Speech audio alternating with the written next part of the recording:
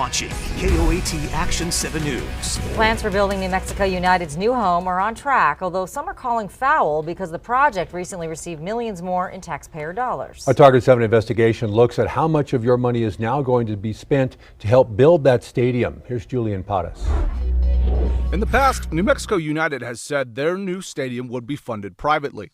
The stadium cost the city nothing. But the city has always acknowledged that funds Albuquerque receives from the state will be used to help get Balloon Fiesta Park ready for a stadium. This is former Albuquerque Chief Administrative Officer Lawrence Real last year acknowledging $8 million in state money will be used. These funds would be used to build the necessary infrastructure like storm drainage, electrical lines, plumbing and water and sewer. Real went on to say it would be money to help support a stadium should it be built at Balloon Fiesta Park. So the idea here is to evaluate those and again looking at this side again to support this infrastructure and potentially for a privately funded stadium. Months later, on April 23rd, the state allocated another $5 million to what they call infrastructure at Balloon Fiesta Park. And after Governor Michelle Lujan Grisham recently signed the budget, the state pledged another $15 million for what they call improvements at Balloon Fiesta Park. That brings the total of state funding to nearly $29 million.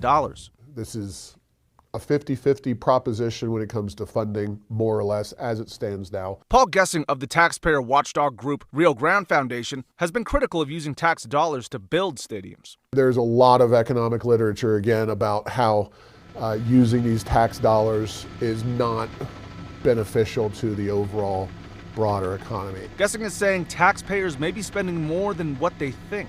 The team says that's just not true. In a statement, United telling Target 7 investigations, to our knowledge, the city of Albuquerque has put $0 into the construction of this privately funded stadium. However, they did not mention the state money the city has acknowledged it will use state funds. The city is willing to use a variety of state funding for this project. The United said the state has allocated approximately $6 million over the last 3 years for infrastructure improvements to Balloon Fiesta Park, such as improved water and power services, and public restrooms that will benefit visitors to the park through the years for events like Balloon Fiesta, the Wine and Chocolate Festival, Pride, and more. But recently, the city has hit a roadblock when neighbors appealed to the Environmental Planning Commission. They said they have not been properly notified of a hearing and it must be done again. Their neighbors, including some who live in unincorporated Bernalillo County, had concerns. I think that's been an interesting challenge with the stadium, is that there are neighborhoods that actually aren't in the city that are impacted by it, and so I understand their concern. Mayor Tim Keller says he believes this stadium will offer a list of benefits for the Albuquerque community,